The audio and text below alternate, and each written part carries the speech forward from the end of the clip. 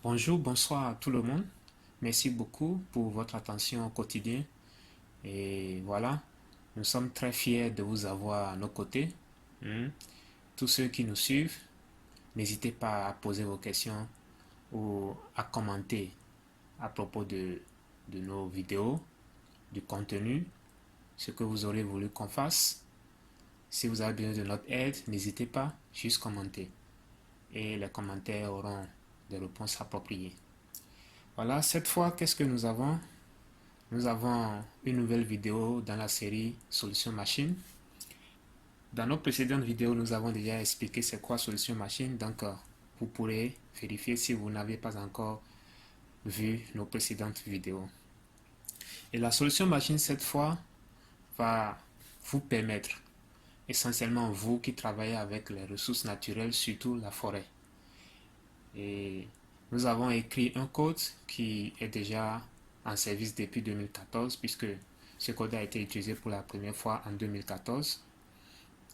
Et ça vous permet d'accélérer le traitement des données d'inventaire lorsque vous allez en forêt et que vous collectez des données, comme ce que vous voyez ici.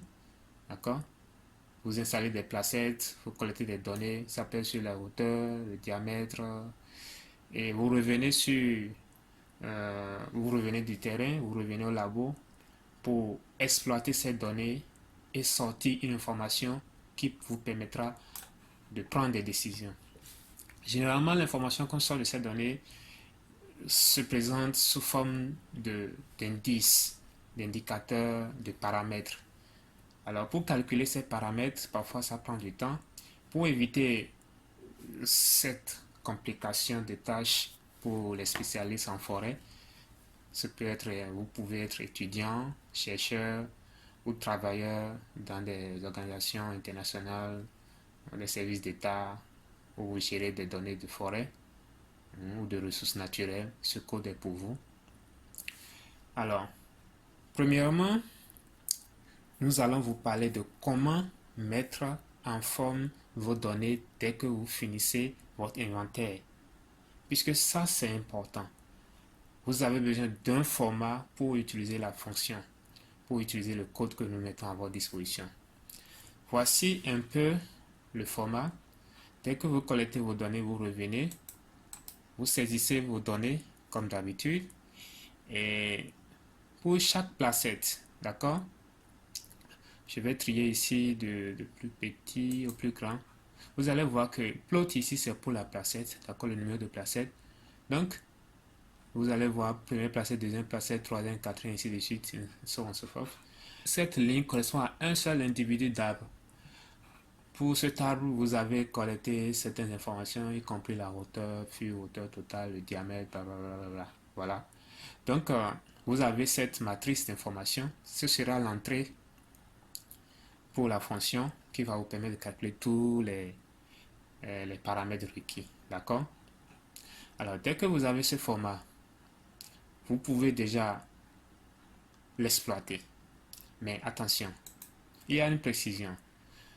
Il faut mettre en forme les données de sorte à avoir comme nom de colonne plot pour le numéro de la parcelle, diamètre écrit exactement comme ça pour le diamètre, c'est-à-dire la colonne qui enseigne les diamètres, HF pour la hauteur fût, d'accord, HT pour la hauteur totale.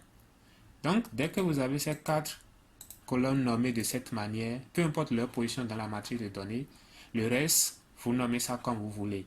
Mais les noms des colonnes ne doivent pas avoir d'espace. Par exemple, ici, je voudrais écrire le numéro de la placette, mais j'ai écrit N parcelle, pardon, numéro de la parcelle. Donc, N parcelle. Au lieu d'écrire N espace parcelle, non, n'écrivez pas N espace parcelle, écrivez N et ajoutez peut-être une barre de 8, d'accord, pour séparer les deux mots, de sorte à ne pas avoir d'espace.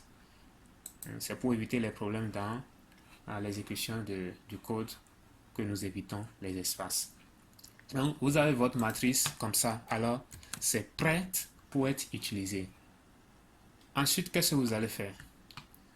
Vous ouvrez R, d'accord? Le logiciel R, d'accord? Et vous allez charger le code que nous vous fournissons. Donc, voici le contenu du code. Il faut premièrement importer, je vais copier le chemin, là où se trouve le fichier qui contient le code. Et je viens ici, File, Fichier, ouvrir un fichier, d'accord? Et puis, ici, le chemin est déjà là, donc si le chemin n'était pas là, je copie, je colle du moins là et je valide, et puis ça me conduit vers le dossier qui porte le fichier. Donc, je sélectionne et puis j'ouvre. Là, mon code est ici. Alors, comment faire pour utiliser ce code facilement? Je vais d'abord lire le commentaire pour vous permettre de comprendre. Ensuite, on va faire la compilation.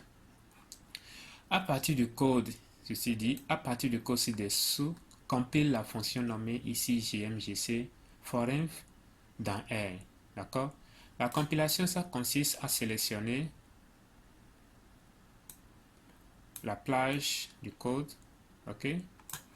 Et puis, vous exécutez run ou bien vous faites CTRL entrée sur la version de R que vous avez exécutée. Voilà, le code vient d'être compilé. Une fois compilé, je peux nettoyer la console et je n'ai plus besoin de ce long test, d'accord? Parce que la fonction est déjà dans le logiciel. Par exemple, pour vérifier, vous allez voir, commencer par taper chez MGC, chez MGC, vous voyez, et ça vous présente la fonction. Vous cliquez et ça vous donne le petit détail par rapport aux arguments. Ça veut dire que la fonction a deux arguments. Donc, on va y revenir. D'accord? Premièrement, vous mettez en forme votre matrice de données. Deuxièmement, vous compilez le code. Remplace les espaces vides, c'est-à-dire les données manquantes par NE. Voilà. Ici, il s'agit de quoi? Par exemple, regardez ici, numéro de parcelle. Lorsque je suis revenu, j'ai constaté qu'il y a des observations qui n'ont pas de renseignements. Au lieu de laisser toutes ces cellules vides, c'est simple, juste remplacer les cellules vides par NE. NE veut dire not available ou bien not applicable. Donc ça permet d'avoir une matrice sans cellules vides.